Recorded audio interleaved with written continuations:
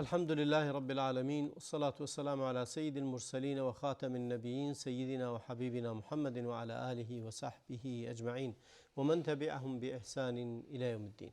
با سلام و درود خدمت شما بینندگان عزیز. هفته گذشته ما در مورد وعده های خداوند صحبت کردیم. وقتی که صحبت از وعده های خداوند هست به بندگان مؤمنش به حرف بسیار شیرینی هست. وقتی که خداوند به کسی وعده میدهد، اون هم خداوند این وعده رو میدهد، چقدر لذت بخش هست که انسان بیاد این وعده ها باشد و این رو فراموش نکند. و وعده خداوند هم قطعی هست و حتما عمل می شود به اون. خداوند خلاف وعد نخواهد کرد. ولی آیا ما شرایط اون وعده ها رو به وجود آوردیم؟ چیکار بکنیم که مستحق تحقق یافتن اون وعده های الهی باشیم، چه در دنیا و چه در آخرت؟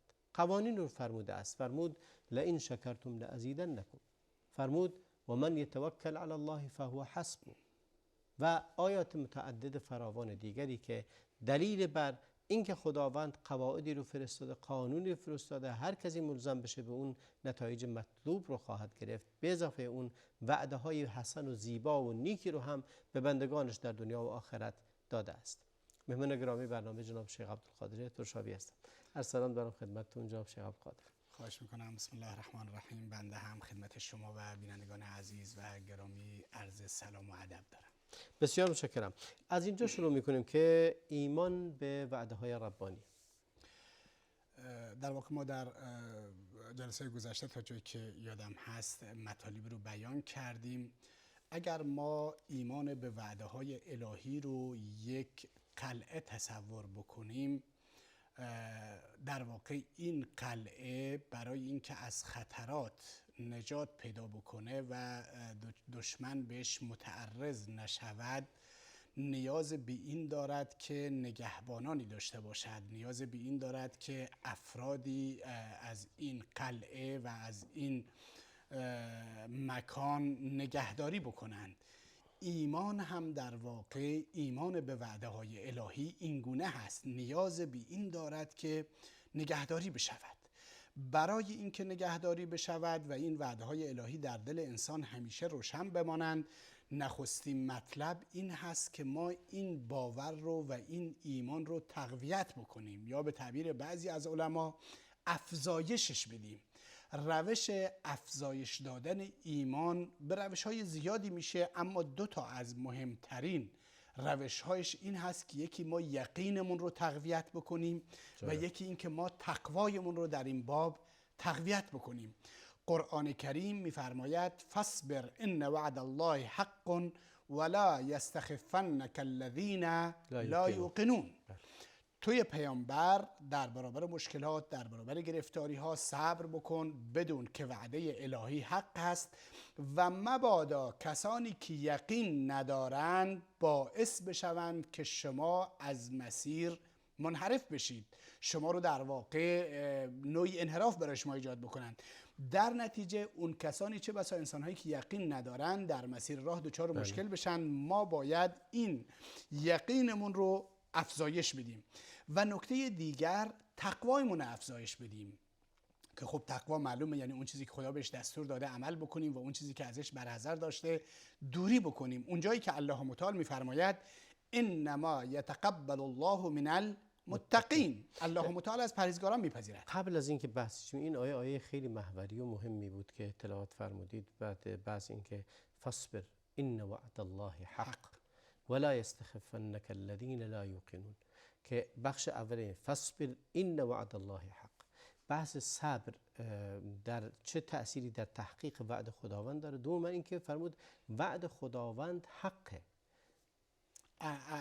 خیلی پرمعنی و خیلی امیدوار کننده است این آیه. کاملا اینطوری است. مطلب اول باید بدونیم که النصر مع الصبر، یعنی اگر ما میخوایم به پیروزی برسیم باید صبر داشته باشیم. شما بسیاری از تجار و تاجران رو وقتی که باهاش صحبت میکنید میگن ما بارها تو زندگیمون شکست خوردیم به اندازه‌ای که به صفر رسیدیم و زیر صفر رفتیم، زیر بار رفتیم، ولی این شکست‌ها باعث نشدند که ما اون مسیری رو که میریم و راهی رو که میریم ترک بکنیم و رها بکنیم. مجددا تلاش کردیم تا اینکه سرانجام به پیروزی و موفقیت رسیدیم. یا خیلی از کسانی مانند ادیسون که مثلا مخترع برق هست، شکست های زیادی رو تجربه میکنه. 999 بار شکست خورده تا اینکه به پیروزی رسیده. در نتیجه این قانون در دنیا به عنوان یک سنت الهی در روی زمین هست که زمانی ما میتونیم موفقیت، همه اکثر انسان‌های بزرگی که موفقیت‌های بزرگی رسیدن، اگر شما ببینید در مسیر زندگیشون شکست‌ها و مشکلات و دردسرهای زیادی رو متحمل شدن. نبی اکرم صلی الله علیه و سلم به عنوان اسوه و الگوی امت بهترین نمونه، صحابه پیامبر اکرم صلی الله علیه و سلم. در نتیجه صبر اساس و کلید پیروزی است. انسانی که در صبر نداشته باشد قطعاً پیروز نخواهد شد، مگر چیزهای یعنی در واقع موارد استثنایی که خب روی استثنا نمیشه قاعده و قانون ساخت. بله، بسیار جالب. پس میتونیم بگیم که یکی از اینها صبر، یکی از اصول رسیدن به وعده خداوند قطعاً صبر، ایمان، تقوا، اخلاص، یقین، اینا همه که اشاره فرمودید، که اشاره کردم، اینا همه در واقع پایه‌ای هستند در وقت بلاها یک نقطه خیلی مهم هست و در این آیه به اون اشاره شده و اینکه استخفاف دیگران، کسانی که اهل یقین نیستند، حتی از اهل ایمان، کسانی که ایمان داره ولی یقین نداره، وقتی که بهش میگه که اون وعده خداوند نزدیکه، نصرت الهی نزدیکه، ما راهمون درسته، مسخره میکنه، مورد استهزاء قرار میده یا تمسخر میکنه یا مورد خفت و خواری قرار میده که بابا چند سال تو داری این حرفو میزنی، کجاست این، پس چی شد، و مورد نوعی استخفاف قرار گرفتن هست. این آیه بخش این که ولا استخفنک الذین لا یوقنون، یعنی تو تقبل این استخفاف رو نکن.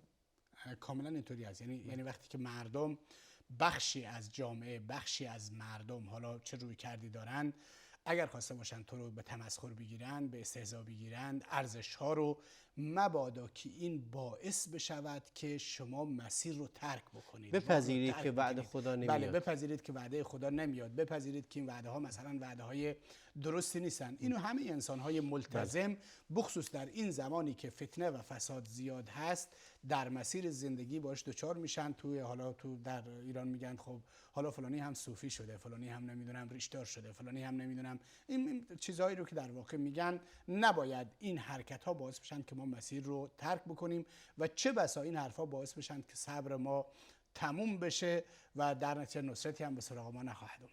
بله، فتنه ها زیاد هست. انسان در معرض این فتنه ها قرار میگیره، شاید یادش برود که خداوند فرموده است فلا تحسبن الله مخلف وعده رسوله، و به هر حال ذکر این آیات تنها خاص رسول نیست، بلکه هر کسی که در مسیر اونها هم میره، وعده هایی که خداوند براشون داده در این مسیر هست. بله، فرمودید صبر یکی از اصول رسیدن به وعده خداوند هست و یقین همچنین، و مسئله تقوا.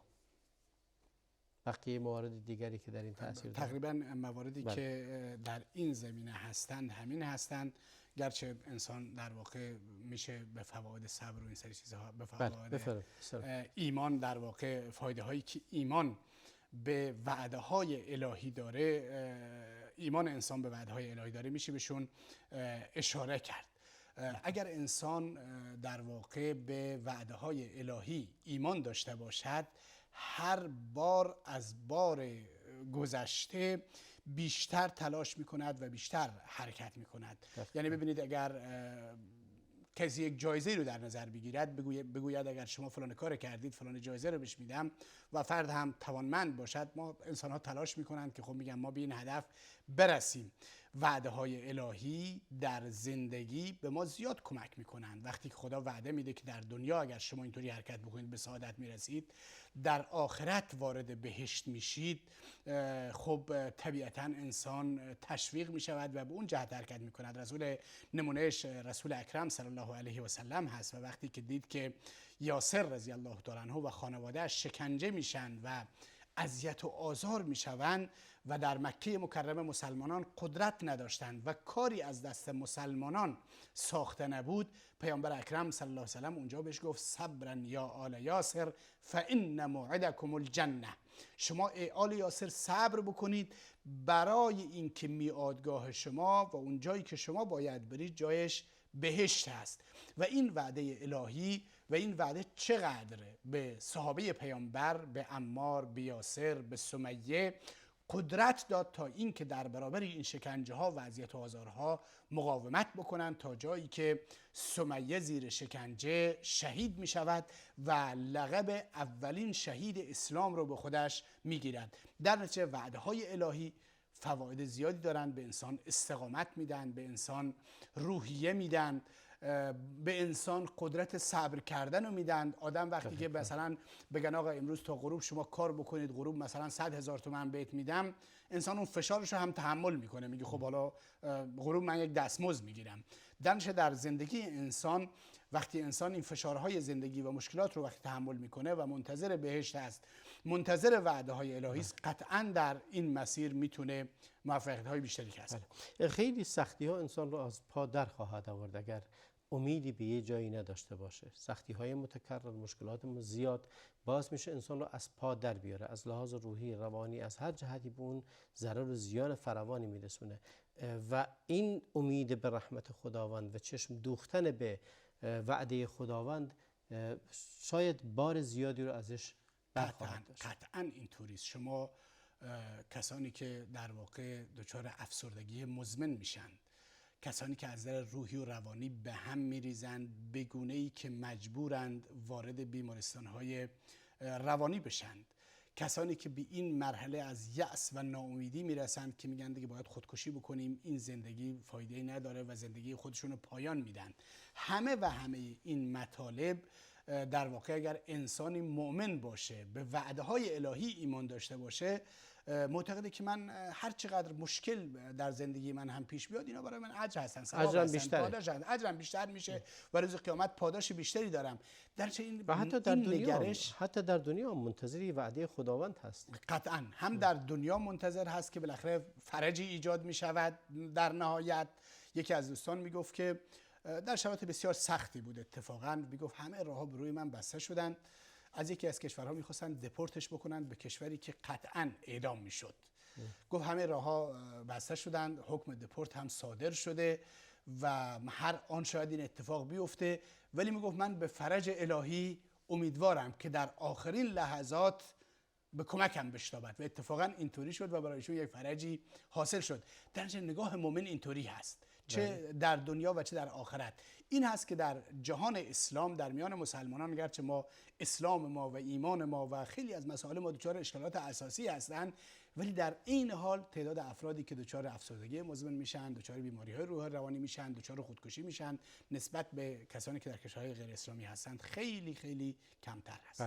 بله. تعلق قلب به وعده‌های خداوند خیلی کارساز هست و همون شعر معروفی من یادم اومد که میگه که در بیابان گر به شوق کعبه خواهی زد قدم، سرزنش ها گر کند خار مغیلان غم مخور. و انسان اگر بخواد 1000 کیلومتر راه بره با یک قدم شروع میکنه تا به اونجا برسه، به شرط اینکه امیدی داره که اونجا به یه مقصدی خواهد رسید، به یه نتیجه خواهد رسید. و اصلا مؤمن نگرشش اینطوری است، نگاهش این است، اونطوری که نبی اکرم صلی الله علیه و سلم فرمودند که عجبا لامر المؤمن فان امره كله له خیر. من در شگفتی و تعجب هستم از امر مؤمن به خاطر اینکه همه امرش خیر هست. ان اصابته ضراء صبر فکان خیرا له و ان اصابته سراء شکر فکان خیرا له.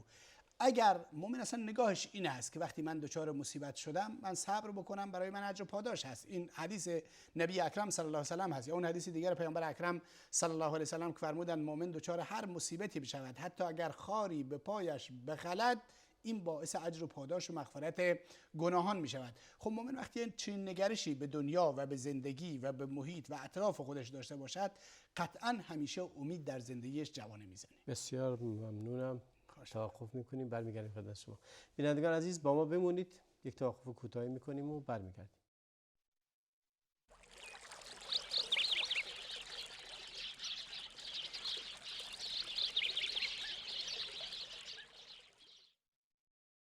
با سلامی دوباره خدمت شما بینندگان عزیز. در بخش اولمون باز پرداختیم به اینکه فواید در واقع ایمان به وعده های خداوند چه هست. خداوند وعده های بسیار زیبایی رو به بندگان مؤمنش داده است، هم در دنیا هم در آخرت. ما نباید فراموش کنیم که وعده خداوند قطعی هست و به نتیجه خواهد رسید، دور یا زود، دیر یا نزدیک. همه اینها میشه این رو در نظر گرفت و اما موضع گیری ما و حال انسان مؤمن در مقابل وعده های خداوند باید چگونه باشه؟ نخستین مطلبی رو که میشه در اینجا اشاره کرد این هست که ما باید یقین داشته باشیم نسبت به وعده هایی که پروردگار به ما داده. بله. ذره شک و تردید در این باب به خودمون راه ندیم و برای اینکه این شک و تردیدمون هم کاسته بشود یا شک و تردید ایجاد نشود، باید به زندگی پیامبران و امتهای گذشته که در قرآن ذکر شده، داستانهای پیامبران در برابر کفار، وعدهایی که خداوند به اونها داده، به پیامبر، به صحابه و همه این وعده‌ها متحقق شدن. وعده‌هایی که در قرآن کریم اومده که خیلی از اونها متحقق شدن تا کنون نسبت به مؤمنین در جاهای مختلف. برگشت به تاریخ و خواندن تاریخ صحابه، پیامبر، انبیای گذشته ایمان ما رو نسبت به وعده‌های الهی تقویت میکنه. بله. و جا دارد که ما این ایمانمون رو همیشه تقویت بکنیم. چرا خداوند گفته همیشه قرآن تلاوت بکنید؟ برای اینکه انسان فراموشکار هست، چه بسا این چیزها رو فراموش بکنه، ولی وقتی به قرآن مراجعه بکنه، وعده‌های الهی رو نگاه بکنه، داستان پیامبران نگاه بکنه در برابر ظالمین و ستمگران، این مسئله بهش کمک میکنه. قرآن کریم به مواردی اشاره کرده، از اونجا در جایی که میفرماید افمن وعدناه وعدا حسنا فهو لاقیه کمن متعناه متاع الحیات الدنیا ثم هو یوم القیامة من المحضرین. قرآن میگه آیا کسی که ما بهش وعده حسن دادیم، وعده نیکو دادیم، وعده خوب دادیم و ایشون به اون وعده‌ای که ما بهش دادیم میرسد، حالا یا در دنیا که نصرت و پیروزی و غلبه باشد و یا در آخرت که وارد شدن به بهشت باشد، که این دوتا در حق مؤمنین وجود دارد. ما صحابه و پیامبر میبینیم وقتی که خدا وعده داد که اگر شما ایمان و عمل صالح داشته باشید پیروز میشید، غلبه دنیوی پیدا کردند، قدرت گرفتن در روی زمین. و خب آخرت هم که مشخص است که تعداد زیادی رو حتی پیامبر اکرم صلی الله علیه و سلم در دنیا بشارت به بهشت دادند. قرآن میفرماید کسی که ما وعده خوب بهش دادیم و این نتیجه وعده ما رو میبیند در دنیا و آخرت، مانند کسی است که در زندگی دنیا ما بهش امکانات دادیم و از نعمت برخوردار بود و روز قیامت وارد جهنم میشه. آیا این دوتا یکسان هستند؟ این دو نفر یکسان هستند؟ حالا درسته این فرد در دنیا چند روزی و چند صباحی از امکانات دنیوی، از متاع دنیا بهره‌مند شد، اما سرانجام چی؟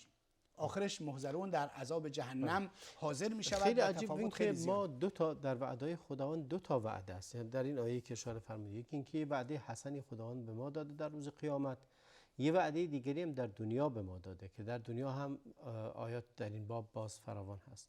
اما اگه کسی خللی یا زللی یا تزلزلی براش به وجود اومد، اگه به این آیه مراجعه کنه که میگه دو تا وعده داری، اگه اون در دنیا متاع حیات دنیا رو داری، تو در آخرت اونو داری، در دنیا باز نصرت هم هست اگه شرایطش فراهم کنی. قطعا اینطوری است، ولی مشکل ما مسلمانان در واقع اینطوری هست که چون اون باور و اعتقادمون نسبت به قیامت و نسبت به آخرت درسته بر زبان میاریم، درسته میگیم ما ایمان داریم، ولی چون تا حد زیادی تضعیف خیلی شده، عملی نیست، خیلی عملیش، یعنی در واقع فکر میکنیم عملیاتیش نکردیم، درش این تضعیف شده. وقتی میبینیم خب کفار از امکانات مناسبی برخوردار هستن، یک سری بهره‌مندی هایی دارن، یک سری چیزهایی دارن، فکر میکنیم دیگه خب حالا وضع ما پس الان خیلی خراب هست. این علتش همین فاصله گرفتن از قرآن هست، فاصله گرفتن از وعده های الهی است.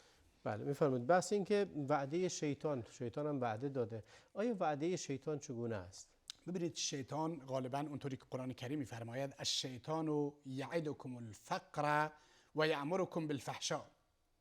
شیطان هم وعده میدهد. یعنی چی؟ یعنی به شما میگوید که نگاه کن اگر شما این کار کردید فقیر میشید، اگر در راه دین خدا حرکت کردید دچار اگه فلان زکات مشکل بدید میشید، پولت کم اگر میشه. زکات دادی پولت کم میشه، اگر صدقه و انفاق کردی. این وعده ها که در حد وسواس هستند و انسان منحرف میگن. من یادم هست یکی از دوستانمون در یک محیط غیر دینی مغازه‌ای داشت و ملتزم شده بود و مردم به یک حالت خاصی بهش نگاه میکردن. یک نفری که خودش هم ملا بود رفته بود بهش گفته بود حالا که شما اینجا کار میکنید و دارای این فکر هستید و مردم نسبت به فکرت حساسیت دارن، خیاطی داشت اتفاقا، گفته بود آیا رزق و روزیت کم نشده؟ کمتر بهت مراجعه نمیکنن که بیان پیشت خیاطی بکنن و پولت کمتر نشده؟ بعد ایشون گفته بود، ایشون فرد عادی بود، عامی بود، گفت من بهش گفتم که ان الله هو الرزاق ذو القوة المتین. من گفتم خدا رزاق است، رزق میده، اتفاقا اصلا تأثیری هم نگذاشته. گفت این ملا برگشته به من گفته حالا تو آیه قرآن بگذار، بگو وضع بازار چطوره. من گفتم این آدم عامی، و من بهش گفتم بابا من باید این حرفا رو بزنم که آدم عامی هستم، تو که ملا هستی، تو که ایمان و اعتقادت باید خیلی راسختر از این حرفا باشه.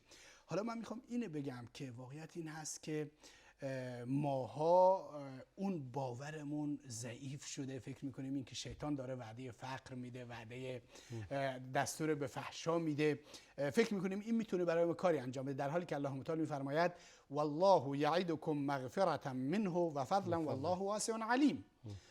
این است که ما نباید به وسواسهای شیطان، وعده های شیطان و اینی که میخواد ما رو از راه منحرف بکنه، ناامیدمون بکنه، بگه حالا دیگه پیروزی که میاد، شما که تا که میخوای انفاق بکنی پولت کم میشه، اینها نباید توجه داشته باشیم و در برابر وعده های ایشون وعده های پروردگار رو در نظر بگیریم. خب شیطان کاذب هست، پروردگار صادق الوعد هست و این قضیه زمین تا آسمان فرق میکنه. بله خیلی مهمه این که انسان موضع گیریش رو به جوری تنظیم کنه، به شیوهی تنظیم کنه که بفهمه وعده هایی هستند که وعده شیطانی هست، وعده هایی هم هستند که وعده رحمان هست. خداوند رحمان و رحیم هست که وعده هایی به ما داده است و میبخشد. من در خصوص همین موضوع که میخوام اون چیزی که در جامعه میبینیم رو هم در برنامه مشارکت بدیم. مردم گاهن خیلی موارد زیاد هست که از دعا کردن ناامید میشن. خداوند فرمود ادعونی استجب لکم، وعده خداوند که استجابت میکند، ولی خب خیلی هستن دعا میکنه و هی دعا میکنه اینقدر دعا کردم هیچ فایده‌ای نداره، دعاها مستجاب نمیشه و گله ها رو روی این دارن که دعا اصلا قبول نمیشه، دعا مستجاب نمیشه.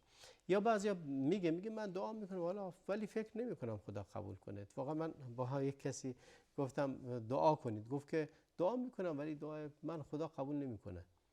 این آیا از نشأت گرفته از اولا این ارتباط و این برخورد با دعا کردن یه برخورد درستی است به نظر شما؟ دوما آیا وعده خداوند برای استجابت دعاها چگونه است؟ ببینید اولا که من به این آیه قرآن کریم اشاره بکنم که قرآن کریم میفرماید یا ایها الناس ان وعد الله حق بله. فلا تغرنکم الحیات الدنیا ولا یغرنکم بالله الغرور. بله. وعده الهی حق است. مبادا زندگی دنیا، مبادا زرق و برق دنیا، مبادا این چیزی که ما در دنیا میبینیم باعث بشه که ما فریب بخوریم، از مسیر منحرف بشیم، دچار مشکل بشیم. پس ما باید مطمئن باشیم که وعده الهی حق است. اما وقتی که بحث به دعا برمیگرده، خب خیلی معروف هست، خیلی مشهور هست که در مورد دعا در واقع از 3 تا نتیجه یکی به طور قطع متحقق میشه. اولا انسان وقتی که دعا میکنه، مثلا فرض کنید بیماری داره، میخواد شفا پیدا بکنه، وقتی دعا میکنه میگه بار الهی این بیمار منو شفا بده، احتمال اجابتش اینه که خود همین بیمار به همین شکل شفا پیدا بکنه خیلی زیاد هست. اما اگر این اتفاق نیفتاد، این معنیش نیست که دعاش اجابت نشده. خداوند اجر و ثواب و پاداش این دعایش را میتونه برای آخرت ذخیره کرده باشه. بنابر دلایل دعاش در مورد این فرد مستجاب نشده، مصلحتی، بنابر حکمتی که الله متعال میداند، بنابر تقدیری که الله متعال دارد، در مورد این مورد اجابت نشده یا اجابتش به تأخیر افتاده. اما اون اجر یا تبدیل اخرویش شده به یه چیز دیگه، یا چیز دیگه تبدیل شده به چیز دیگه، اجر اخرویش باقی است. بله. یا اینکه خداوند در عوض این دعایش خیر دیگری در زندگیش آورده، برکت دیگری در زندگیش آورده، بلای دیگری رو از زندگیش برداشته. پس در هر حال باید ما این ایمان و باور داشته باشیم که دعای ما در هر حال اجابت شده است، حالا یا در این مورد خاص یا باعث شده که خیر و برکت دیگری در زندگی ما بیاد بالا و مانع دیگری از زندگی ما برداشته بشه و در آخرت هم اجر و پاداشش باقی است. در نتیجه انسان از دعا کردن نباید ناامید یعنی بشه. به مجرد اینکه دستشو بالا میکنه دعا میکنه، حالا دست بلند کنه یا نه، این حتی اگرم دستم بلند نکنه دعا کنه، به مجرد دعا کردن یک حسنه براش نوشته میشه یا 10 حسنه براش نوشته میشه، چون یه عبادت انجام داد. بعد از اون هست که محتوای این دعا چی است، یا عیناً همون پذیرفته میشه یا بهتر از اون براش خداوند در نظر میگیره، یا اون رو تبدیل میکنه به اجری برای قیامتش و اجری بهش میده، در دنیا بهش نمیده بلکه در قیامت بهش میده. پس دعاش مستجاب میشه، وعده خداوند در اجابه دعا حق هست. همونطور که حضرت عمر گفت که من هم دعا دارم نه هم اجابت. خداوند اجابت رو تکفل کرده، باید من هم و غمم بریم باشه که خوب دعا کنیم. بله. میفرمودید این آیه که اشاره کردید آیه محوری هست، وعد الله حق فلا تغرنکم الحیات الدنیا ولا یغرنکم بالله الغرور.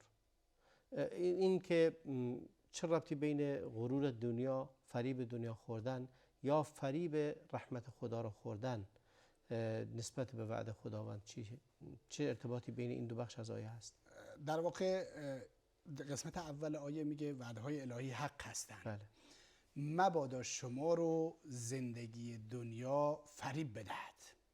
یعنی چی؟ خدا به شما وعده داده که شما ایمان و عمل صالح داشته باشید، التزام داشته باشید، حرام و حلال داشته باشید و این مسائل شرعی رو رعایت بکنید، به سعادت میرسید در دنیا، در آخرت به بهشت میرسید. بله. میگه مبادا زندگی دنیا باعث بشه که شما فریب بخورید. خب زندگی دنیا میدونیم که پول و مال و ثروت و این سری چیزا خیلی پرزرق و برق هستند و این جاذبیت خاص خودشون دارند و انسان رو به اون سمت و سو میکشونند و چه بسا این زرق و برق زندگی دنیا و مال و ثروت باعث بشود که انسان وعده های الهی رو فراموش کنه. بله. از وعده های الهی دوری بکنه و به سوی دنیا بره که نتیجهش چی میشه؟ نتیجهش چی میشه؟ که انسان به سوی شیطان بره که در ادامه آیه الله متعال میفرماید ان الشیطان لکم عدو فاتخذوه عدوا. شیطان دشمن شماست، شما او رو دشمن بدارید. انما یدعو حزبه لیکونوا من اصحاب السعیر. اگر شما فریب دنیا رو خوردید و به سوی شیطان رفتید، در واقع دعوت شیطان رو پذیرفتید و به سوی جهنم. آیا این آیه در مورد این که وعد خداوند به بهشتی که میده، آیا این هست که فریب ظواهر دنیا رو نخورید؟ اونی که در قیامت برای شما در نظر گرفته شده، وعده داده شما را خداوند به اون، بهتر از این است شیطان شما رو به جای دیگری میبره که عذاب جهنم هست. یک میان برنامه دیگه ببینیم با اجازه شما. توقف میکنیم، میان برنامه رو میبینیم، برمیگردیم.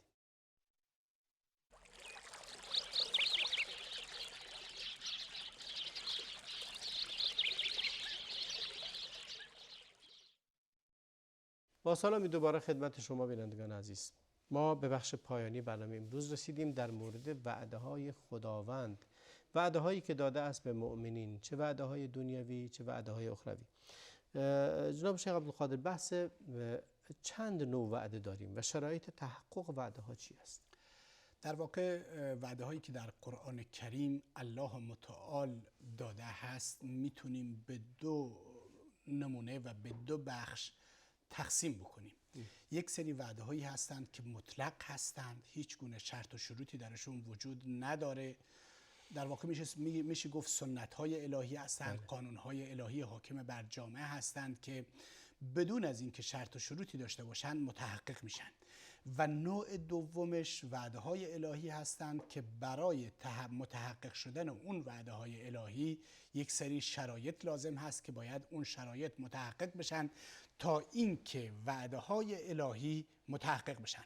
اون وعده هایی که در قرآن کریم ازشون صحبت شده و مطلق هستند و شرط و شروطی ندارند، یکی از اونها مثلا هلاک کفار هست که این نیاز به هیچ شرطی نداره. اگر در دنیا طغیان بشه، سرکشی بشود، جنایت بشود، حالا چه توسط فرد و چه توسط یک امت، الله وعده داده که این نابود میکنه، هلاک میکنه. این دیگه شرط و شرایطی نداره که شرطی متحقق بشه. مثل اینکه قرآن کریم میفرماید ولا یزال الذین کفروا تصیبهم بما صنعوا قارعة، همچنان کسانی که کفر ورزیدند به سبب اعمالشون دچار عذاب و مصیبتی میشوند. او تحل قریبا من دارهم حتی یأتی وعد الله ان الله لا یخلف المیعاد. این عذابی که در دنیا هست. یا اینکه در جای دیگه قرآن کریم میفرماید و تلک القرى اهلکناهم لما ظلموا، این قرى، اهل این آبادی رو، مردم این شهرها رو ما هلاک کردیم وقتی که ظلم و ستم کردند و جعلنا لمهلکهم موعدا، برای هلاک شدنشون هم موعد و وقتی گذاشتیم. در نتیجه این برو برگرد نداره، قطعی هست. قطعی هست. یا مثلا وعده هایی مانند بعث بعد از موت، اینی که انسان ها بعد از زنده شدن، بعد از مرگ انسان ها زنده میشن، خوبان به جهنم، خوبان به بهشت میرند و بدان به جهنم میرند. اینها وعده هایی هستند که شرط و شروط ندارند، مطلق هستند. یا این وعده که قیامت برپا میشود، حساب و کتاب هست، اینها همه در واقع وعده هایی هستند که شرط و شروطی ندارند. اما نوع دومی از وعده های پروردگار هستند که در واقع شرط و شروط دارند. باید اون شرط متحقق بشود تا وعده الهی متحقق بشه. مثل اینکه قرآن کریم میفرماید ولن یجعل الله للکافرین علی المؤمنین سبیلا، خداوند راهی نگذاشته است که کفار بر مؤمنین مسلط بشوند. خب این به ظاهر شرطی نداره، ولی در واقع شرط درش نهفته است. شاید برای خیلی ها سوال پیش بیاد که خب چرا الان کفار مسلط هستن بر ما، در خیلی از جاهای دنیا مسلط هستن، اوضاع خراب هست. ما میگیم قرآن گفته ولن یجعل الله للکافرین علی المؤمنین. مؤمنین، آیا ما اون شرط ایمان رو متحقق کردیم؟ اینجا شرط داره. اینی که خدا گفته کفار مسلط نمیشوند، شرط چی گذاشته؟ شرط اینو گذاشته که ما مؤمن باشیم. ایمان، شرط ایمان گذاشته. پس اگر ما مؤمن نباشیم این اشکال اساسی است. یا اونجایی که اگر اونها بر ما چیره شدند، به این معنی هست که ما باید مراجعه کنیم به خودمون، ببینیم خلل در کجا هست.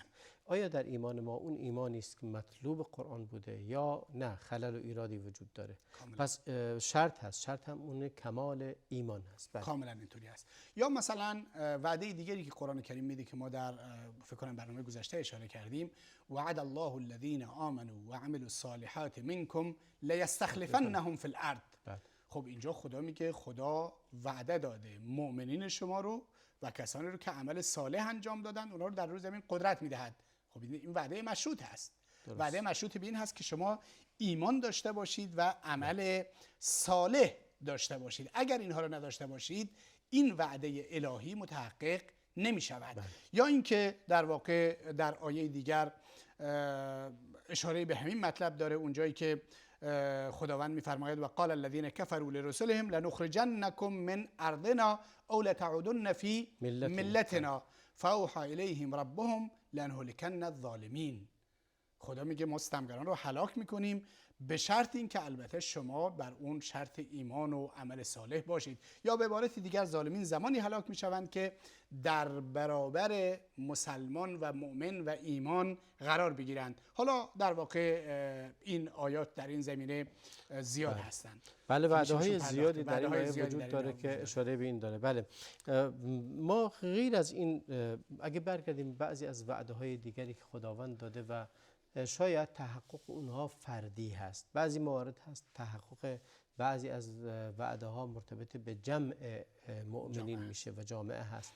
وعده های فردی رو چگونه نگاه میکنید که خداوند به بندگانش داده است؟ ببینید وعده ها در واقع همونطوری که شما اشاره کردید وعده های دو گونه هستند. وعده های عمومی هستند مثل اینکه شما ایمان و عمل صالح داشته باشید، در روی زمین به قدرت میرسید. و وعده های خاصی هستند که خداوند به افراد خاص و گروه‌های خاصی داده. مثلا درباره صابرین الله متعال می‌فرماید یا ایها الذین آمنوا استعینوا بالصبر والصلاة ان الله مع الصابرین.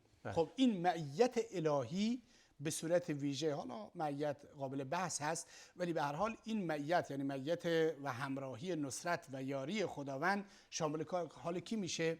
انسان صابر میشه. بله. خب این یک وعده خاصی است که الله متعال داده. بله. یا وعده‌ای که خداوند به عبد مؤمن و بنده مؤمن میدهد مبنی بر اینکه گناهانش بخشیده بشوند، اونجایی که میفرماید والذین کفروا و کذبوا بآیاتنا اولئک اصحاب الجحیم.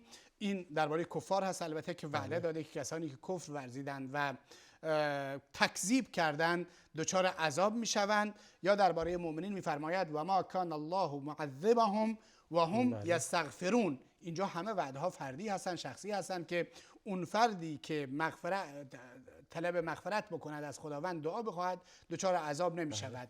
و موارد چنینی که در واقع درباره وعده های فردی است که انسان صبر بکند، انسان تقوا پیشه بکند، انسان ایمان پیشه بکند، در دنیا به سعادت میرسد، در آخرت به سعادت میرسد، گناهانش مغفرت میشوند و وعده هایی که الله متعال داده. خب اینا همه در واقع بسیار فراوان و بله بسیار فراوان هست و شرایطش هم قطعا در قرآن کریم وجود داره، در احادیث پیامبر هست، در سیرت هست، در داستان گذشتگان وجود داره. اگر انسان اینها رو مطالعه کنه قطعا موجود هست. خب چگونه چه کار کنیم که برسیم به تحقق وعده خداوند؟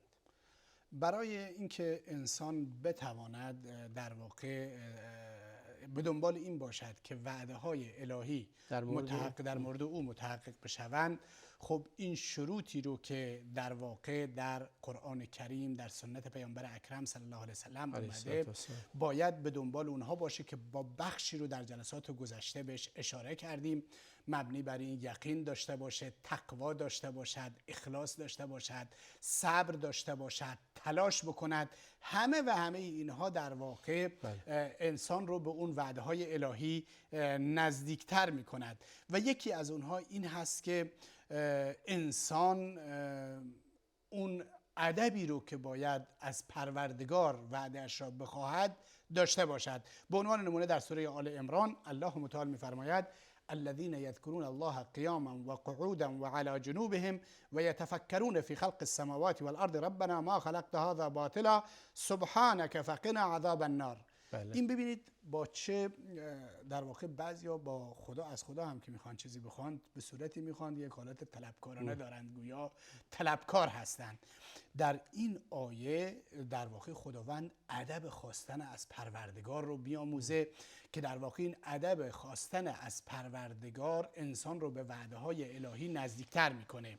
کسانی که الله متعال رو ایستاده و نشسته و بر پهلو خوابیده یاد میکنند و در خلقت آسمان ها و زمین تفکر میکنند و میگن پروردگارا تو همه اینها رو باطل نیافریدی. بعد میگن خدایا هر کس رو ربنا انک من تدخل النار فقد اخزیته، هر کس رو وارد جهنم بکنی خدایا او رسوا میشود. فقنا و بعدش میفرماید و ما للظالمین من انصار ربنا اننا سمعنا منادیا ینادی للایمان ان آمنوا بربکم فآمنا. بعدش فاغفر لنا ذنوبنا و کفر عنا سیئاتنا. یکی از اون چیزهایی که در واقع میتونه وعده های الهی رو در حق ما متحقق بکنه و نزدیک به تحقق بکنه ادب خواستن از پروردگار هست که انسان در واقع با خشوع و خضوع و تواضع و فروتنی از الله متعال بخواهد. این یک مطلب. نکته دوم این هست که انسان اصرار بورزد نزد پروردگار. پروردگار دوست دارد که انسان در دعایش و در خواستش برای اینکه از الله متعال بخواهد اصرار بکند. ما در جنگ بدر اصرار رسول اکرم صلی الله علیه و سلم رو داریم در اون زیر سایبان در حالی که ابوبکر صدیق رضی الله تعالی در کنارش هست. پیامبر اونجا دعا میکنه، بسیار با الحاح و اصرار دعا میکنه و میگه ربنا ان تهلك هذه العصابه فلن تعبد فی الارض. بار الها اگر این گروه امروز هلاک بشه دیگه کسی عبادت نمیشه، انسانیت از بین میره. و به اندازه‌ای که پیامبر دعا میکنه و گریه میکنه که اون ردایی که بالای شانه هایش بوده به زمین میفته. ابوبکر صدیق رضی الله تعالی عنه ردا رو برمی‌داره بالای شانه پیامبر اکرم صلی الله علیه و سلم میگذارد و میگه یا رسول الله بس از خداوند وعده اش را عملی میکند. در نتیجه یکی از اون چیزهایی که میتونه وعده های الهی رو متحقق بکنه این هست که انسان اصرار در دعا داشته باشه، خسته نشود. و نکته دیگری که در قرآن بهش اشاره شده اینه که تسبیح و تحمید، یعنی حمد و ثنای الله متعال بگه. قرآن کریم در سوره غافر میفرماید فاصبر ان وعد الله حق واستغفر لذنبک، استغفار بکن و سبح بحمد ربک بالعشی والابکار، تسبیح و حمد پروردگارت رو صبح و شام بگو. استغفار، سبحان الله، الحمدلله. اینها در واقع مطالبی هستند که نزدیکتر خوف و خشیت الهی یکی از اون چیزهای دیگری هست که بسیار متشکرم. به انتهای برنامه رسیدیم. به امور مهمی اشاره شد که در تحقق وعده خدا نسبت به ما بندگان خدا تأثیر گذار هست و بسیار مهم هست. از حضور شما جناب شیخ عبدالقادر ترشاوی بسیار متشکرم. بینندگان عزیز، ما منتظر تحقق وعده های خدا هستیم. باران رحمتی که میبارد بر همه زمین ها میبارد، ولی در اون زمینی تأثیر میگذاره که شخم زده، آماده شده، بذر کاشته و سموم زدایی شده، آفت زدایی شده باشه. دلهاتون رو، وجودتون رو، اعمالتون رو مثل اون زمین شخم بزنید، آماده کنید برای نزول رحمت خداوند تا تأثیر گذار باشد. تا برنامه دیگر همه شما را به خدای بزرگ میسپارم. صلی الله و بارک علی نبینا محمد و علی آله و صحبه اجمعین.